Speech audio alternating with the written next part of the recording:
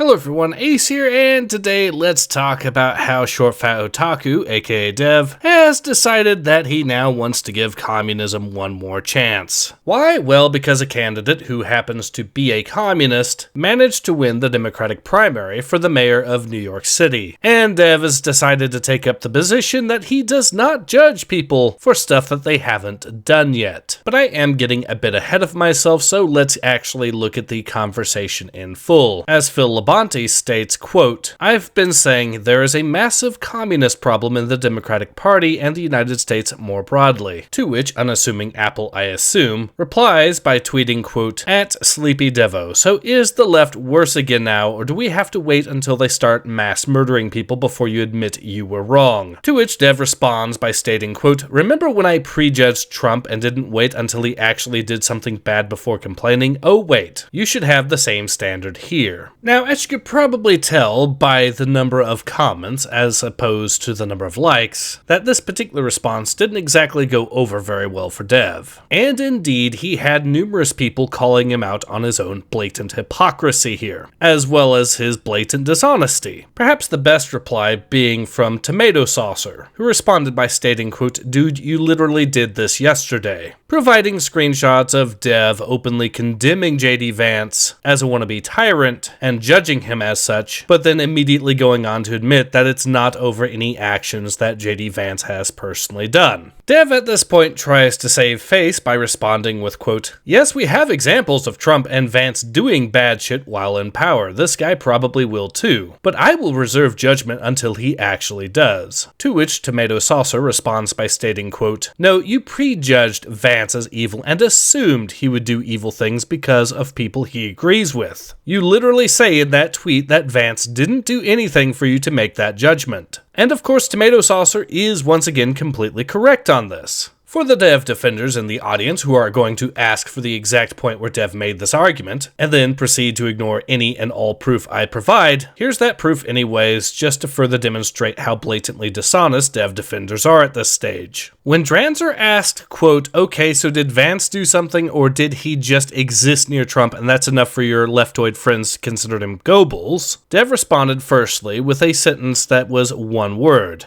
neither. Meaning it was not the actions of JD Vance, nor was it his proximity to Trump that was cause for Dev's condemnation, by Dev's own admission. He was in fact prejudging JD Vance to be evil, despite his then open admission as to his inability to cite any particular actions of JD Vance as proof that he's going to be a tyrant. You know, that exact same standard that Dev insists on trying to enforce on others before they can decide that trying communism again is perhaps a bad idea. And that leads me to one of the other big critiques, because as an unassuming Apple points out, quote, "Again, your opinion is that we should give communism just one more try." And unassuming Apple is 100% correct in his critique here, because Dev is asking us to give communism just one more try. Because how do we know it's going to fail this time? You know, despite there being a 0% success rate, according to the communists themselves. How do we know that this candidate isn't going to support or do some really messed up things? You know, despite the fact that literally every single communist politician in history has supported and did messed up things. To the tune that communists will try to frequently argue that all of those past examples throughout history, well, those weren't real communism, those were just state capitalism, you see. And thus essentially argue that every communist regime in history was run by capitalist scammers, using the ideology to further exploit the poor. Which is amusing because that happens to be the exact same critique that Adolf Hitler provided towards communism. Yes, we're at the stage where communists unironically think that Hitler was right about communism. That is how hard modern far leftists have to cope to try to ignore the consistent and spectacular failure of communism as an ideology. And yet, here is Dev just openly going, let's just give communism one more chance. What's the worst that could possibly happen? At least communism isn't Trump, bro. So that's where we are now with Dev on the anti-Trump train, actively defending communism because at least it's against Trump.